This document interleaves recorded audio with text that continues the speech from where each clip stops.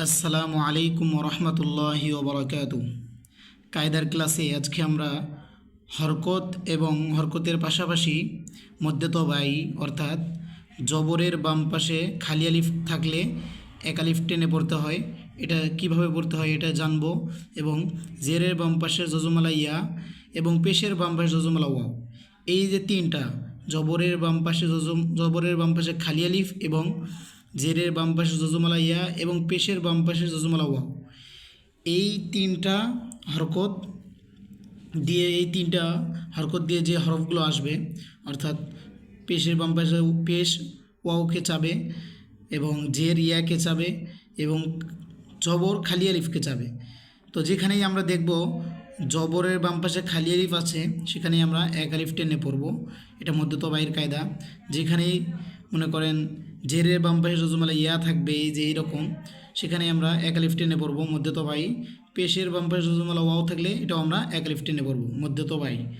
আর বাকি যে হরফগুলো থাকবে হরকত শুধুমাত্র জবর জের পেশ দেওয়া থাকবে, এই হরফগুলো আমরা তাড়াতাড়ি দ্রুত পড়ব, ঠিক আছে?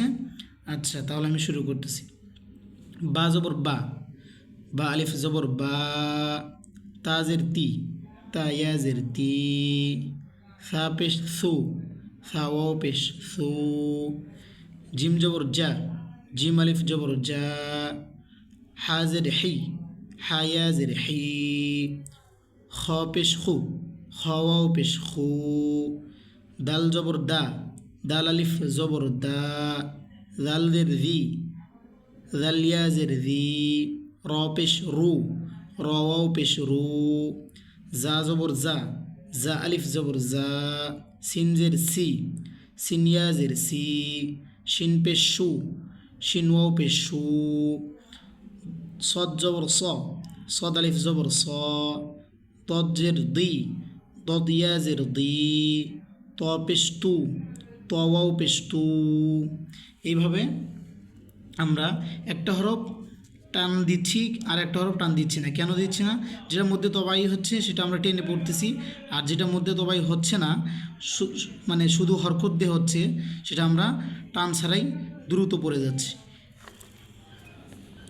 পরের পেজে দেখেন সেম পড়া।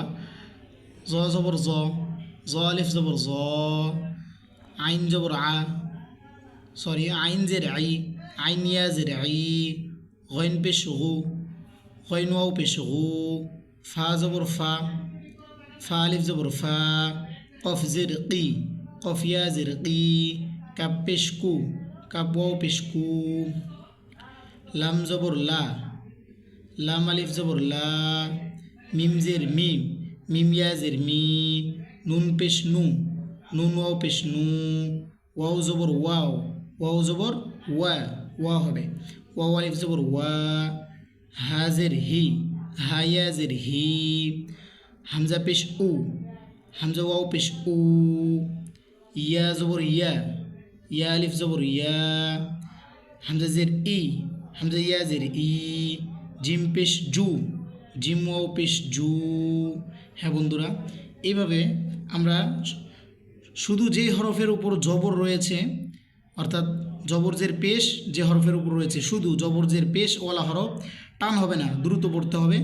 আর জবরজের পেশ ছাড়া জবরের বাম পাশে খালি আলিফ এবং পেশের বাম পাশে জজমালা ওয়াও, জেরের বাম পাশে জজমালা ইয়া, এই কায়দাগুলো যে যে হরফে ঘটেছে সেগুলো আমরা কি এক আলিফ টেনে টেনে পড়েছি, কারণ সেগুলো ছিল মধ্যতবায়ী আর বাকিগুলো ছিল হরকতওয়ালা হরফ, অর্থাৎ দ্রুত পড়তে হবে। সো বন্ধুরা, আমরা আজকের কায়দা ক্লাসে আমরা এই যে হরকত দিয়ে এবং মধ্যতবায়ী দিয়ে পড়ার নিয়ম শিখলাম এবং আপনাদেরকে অবশ্যই আমাদের পাশে থাকার জন্য অনুরোধ করব এবং আমাদের চ্যানেলটিকে সাবস্ক্রাইব করার জন্য অনুরোধ করব এবং আমাদের পাশে থাকার জন্য অনুরোধ করব। সকলেই ভালো থাকবেন, সুস্থ থাকবেন। আসসালামু আলাইকুম ওয়া রাহমাতুল্লাহ।